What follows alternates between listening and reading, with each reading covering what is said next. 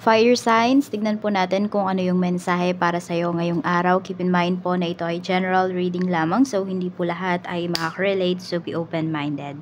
Sa mga hindi pa po nakasubscribe dito sa ating channel, please subscribe na po kayo and palike na din po ng ating video. At sa mga nais pang mag-avail ng ating private readings, ng ating Evil Eye Amulet, ng ating Tiaras Bracelet, makikita nyo po yung link sa description box. Tarot Intentions by Aliana Reyes. Cleanse muna natin yung space, yung energy. Ayan, kung meron mga negativities na kumapit sa inyo kahapon, nire-release na po natin yan. So, tignan natin kung ano ang mensahe para sa'yo for today. Aries, Leo, Sagittarius.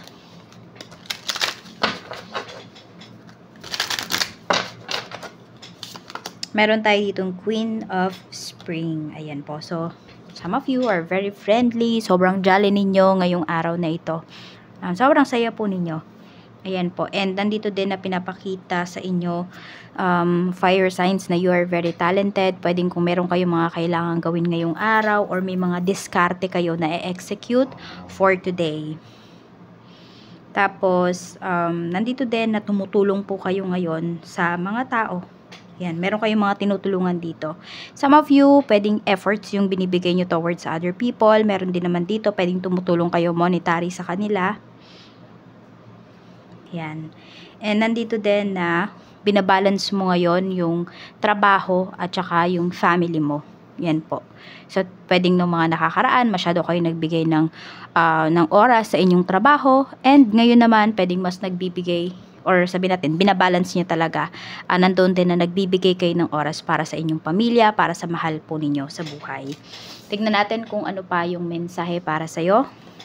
We have Prince of Winter. Okay. So may mga solusyon talaga kayo dito sa bawat problema na dumarating po sa life ninyo.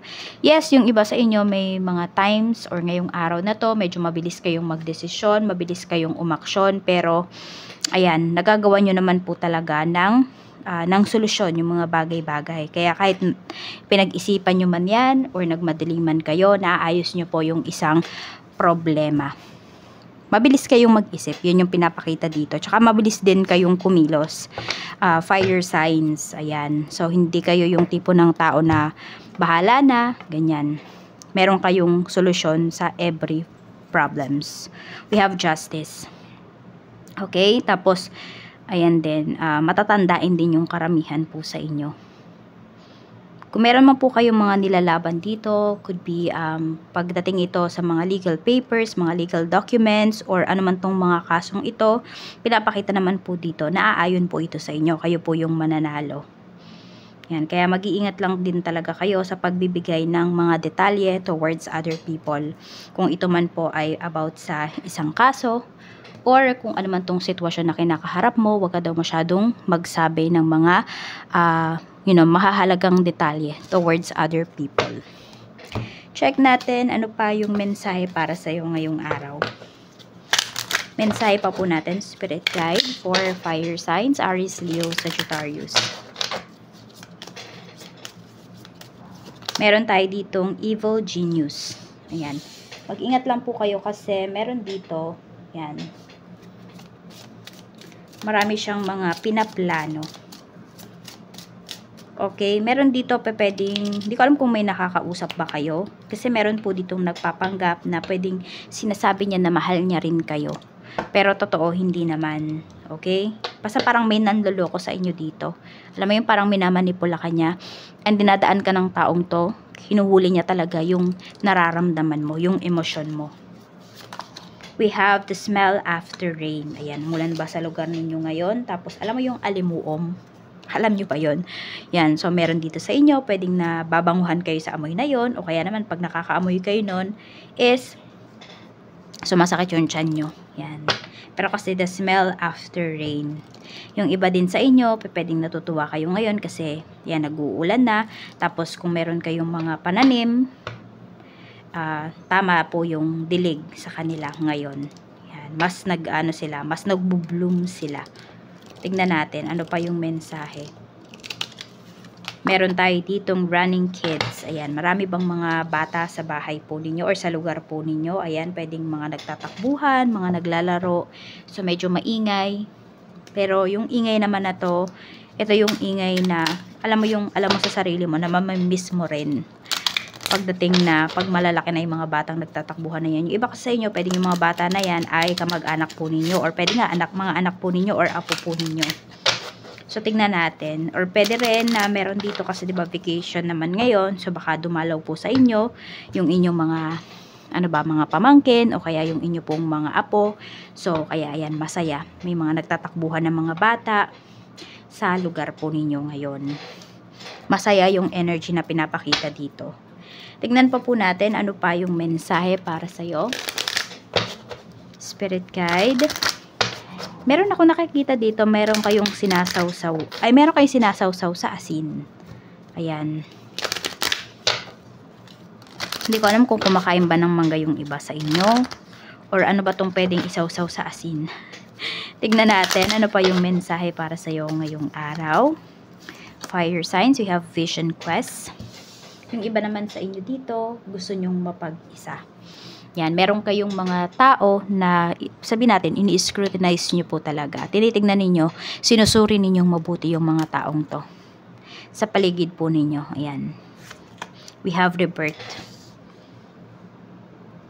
So, meron din dito, pwede po na, ayan, parang, pag nauulanan kayo, parang you feel refresh. Yung iba sa inyo, pwedeng from time to time talaga, is isa po yan sa mga, parang, sabihin natin, 'di ba, kung hindi kayo nakapag saltwater bath, yung iba po sa inyo pwedeng naliligo kayo sa ulan para ma-cleanse po yung inyong energy. Meron ditong gumagawa nun.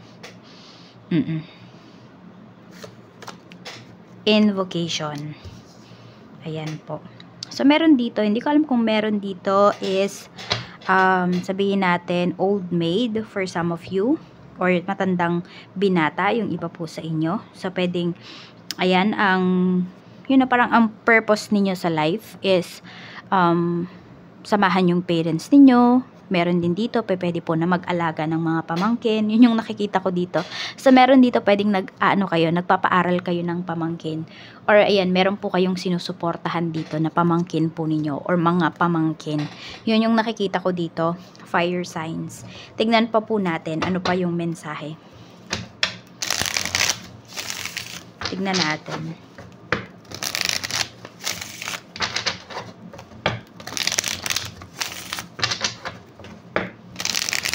Mukhang may nagbabalak dito na magpaayos. Hindi ko alam kung meron kayong lupa na binili, fire signs, tapos parang gusto nyong ipaayos yon. Meron din dito pwedeng gustong magpa-renovate ng bahay. Pero mas more on yung nakikita ko talaga dito. Gusto nyong lumipat ng place. Gusto nyo yung mas tahimik. Tingnan natin pagdating naman po sa iyong pamilya. Kamusta naman po ang pamilya ni Fire Signs Spirit Guide ngayon?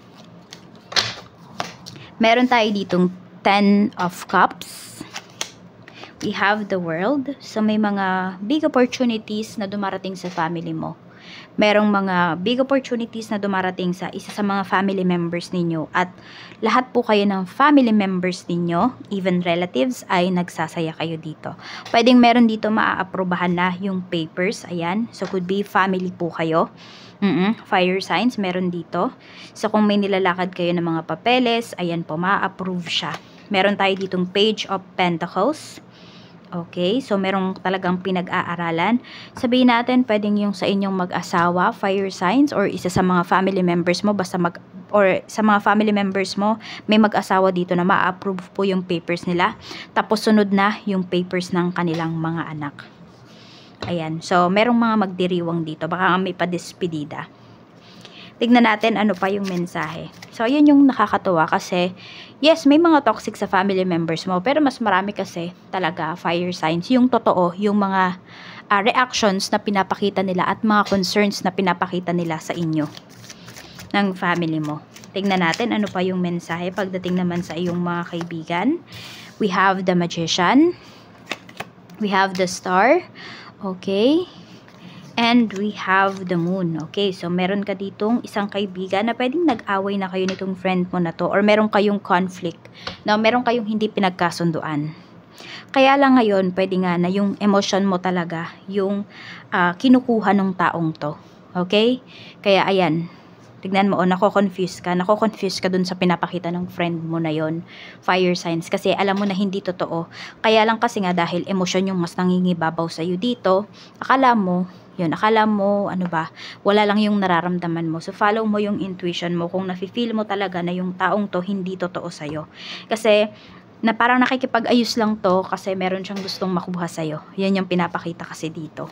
Tignan natin pagdating naman po sa iyong love life. Sa mga single, we have 7 of Pentacles. So, kung tinatanong ninyo kung magkakaroon na ba kayo ng love life, fire signs, wala pang pinapakita dito.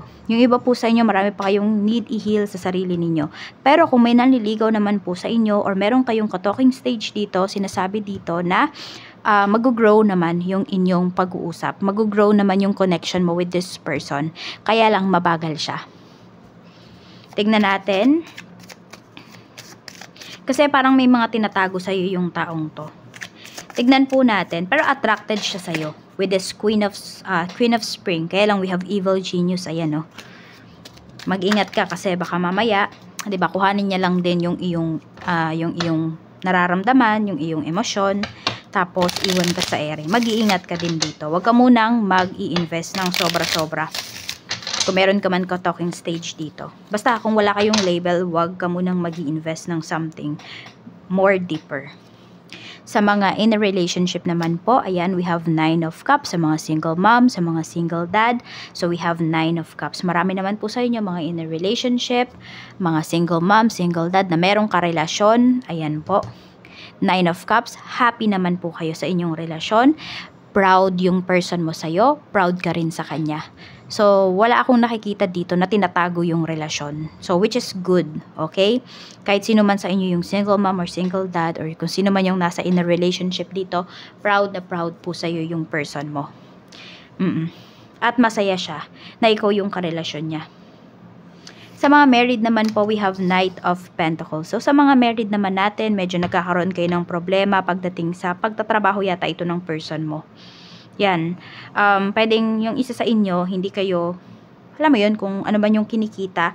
Kasi meron dito naliliitan sa kita. So, pwedeng yun po yung mga pinag-aawayan po ninyo.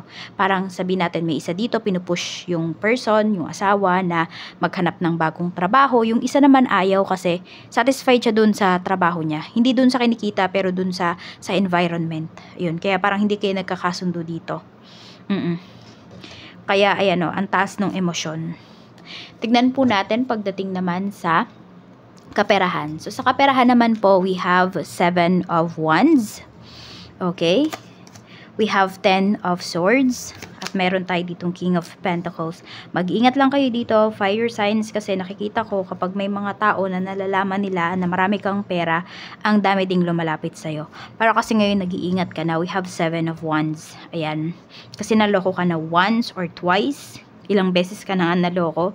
So, ngayon, iniingatan mo na yung pera mo. Gumagastos ka pa rin, yes. Kasi di naman natin yan may iwasan. Tao tayo, meron tayong mga gastusin. Pero, nakikita ko kasi dito, gumagastos ka pero hindi ka nang hihinayang. Yun yung nakikita ko sa'yo ngayon. Before kasi, pwedeng gumagastos ka, malaki pa nga yung ginagastos mo, pero nakakaramdam ka ng panghihinayang. Ngayon kasi, happy ka dito na gumagastos. Yan, kasi alam mo na walang nanluloko sa'yo. Alam mo yung galaw ng kaperahan mo. Natatrack mo kasi siya. Tignan natin. So, kung napansin mo, siguro ilang months or siguro last year, yung iba po sa inyo, kung napapansin niyo tuwing gumagastos kayo before, stress kayo. Ngayon, hindi na. Na-enjoy nyo na yung pera nyo. Tignan natin ano pa yung mensahe pagdating naman po sa trabaho. Sa trabaho, we have 5 of Cups. Ayan, meron dito nagre-regret. It's either nag-resign to or natanggal sa trabaho. May nanghihinayang. So, eto, may energy dito. Kung sino man yung natanggal dito sa trabaho, before, pwedeng tinatake for granted nyo yung trabaho nyo. Parang sinasabi nyo, need ko nang umalis dito sa trabaho na to, etc. So, yan, meron dito kasi hindi kayo masaya dun sa trabaho. Kaya pwedeng nasasabi nyo yun. Tapos, nung bigla namang inalis po sa inyo, ayan, nang hinayang naman kayo. Kasi na-realize niyo na okay pa rin talaga yung may trabaho po kayo. Kasi pwedeng nakikita nyo ngayon yung trato nung mayroon kayong trabaho sa ngayon na wala kayong work. Pagdating naman po sa, ayan, we have the Tower. Pagdating pa rin to sa trabaho. Ayan, meron dito. Pwedeng, kung ano man yung tinatake for granted ninyo, pagdating dito sa work ninyo, pwedeng mawala talaga siya. Pwedeng tanggalin siya. 5 of Wands. Yan. Alam mo yung pinapakita dito, fire signs, meron kayong kailangang patunayan pagdating dito sa inyong work ngayon. So, medyo na-challenge talaga kayo. Tingnan mo, 50-50 yung energy. So, baka meron dito naiisip ninyo kung kayo ba yung tatanggalin sa trabaho or what. Ayun, kailangan nyo maging competitive. Kailangan ipakita nyo na hindi kayo yung dapat matanggal dito sa trabaho. Kung nagtatanggalan man dyan sa trabaho po ninyo. Yan. So, ayun yung kailangan nyong gawin. Maging competitive po kayo. Huwag kayong manghinayang sa mga bagay na hindi ninyo nakuha, sa mga bagay na wala po sa inyo. Okay, ito yung pagtuunan nyo ng pansin. You should live at this moment. Diyan, sa trabaho po ninyo. Tignan natin. Kasi nakikita ko dito, maraming nakikipaglaban para dyan sa pwesto na mayroon ka. Tapos, yung iba sa inyo tinatake for granted ninyo. Kaya maging happy kayo. At give your best, okay? Or sabihin natin, kung ayaw nyo naman i-give yung best ninyo, is huwag kayong masyadong magreklamo pagdating sa trabaho po na mayroon kayo. Tignan natin, pagdating naman po sa inyong negosyo. Kung meron kayong negosyo, we have 8 of Cups. Ayan. So, meron dito kung mag-start pa lang po kayo ng business, sinasabihan po kayo dito ni Universe na mag-start kayo sa malayong lugar. Mag-start kayo sa ibang lugar. Or kung kukuha na kayo, yung iba pala sa inyo, pwede medyo matagal na kayo may business, pero wala pa kayong, ano yun? Wala pa kayong physical store. So, kuha daw kayo sa malayo, wag dyan sa lugar ninyo. Napapansin mo ba, kung meron kayong home-based business, yung mga clients niyo hindi naman taga-lugar nyo eh. Diba? Hindi naman sa mga barangay po ninyo, taga ibang lugar. So, mas maganda sa ibang lugar po kayo kumuha ng pwesto. Tignan natin. Kasi baka hindi kayo dayuhin dyan. Depende din kasi. Depende sa lugar nyo. Maganda ba yung lugar nyo? Kaaya-aya ba? Hindi ba masyadong, yes, matao siya, pero maayos ba yung mga tao, yung mga kapitbahay? Tignan natin, pagdating naman po sa yan, we have the High Priestess. Tapos we have 4 of Pentacles. Ayan po, malaki po yung kikitain ninyo pagdating sa business ninyo. Pero mag-ingat lang daw, wag daw din syempre gastos ng gastos. Kung gagastos man kayo, ayan, ibalik nyo na lang muna sa inyong puhunan. Okay? Kailangan kasi palaguin nyo dito yung puhunan po ninyo. And yung iba sa inyo, fire signs, nasa tamang negosyo na po kayo. Yan o, the High Priestess. Nasa tamang negosyo ka na lang. Pag-aralan mo na lang yung negosyo na yan. As in, mahalin mo din talaga at ingatan mo daw yung perang kinikita mo. So, ito po yung mga numbers na present dito sa inyong reading. 8, 7, 6, and 13. Okay? Maraming salamat po. Mag-iingat kayo always and more blessings to come.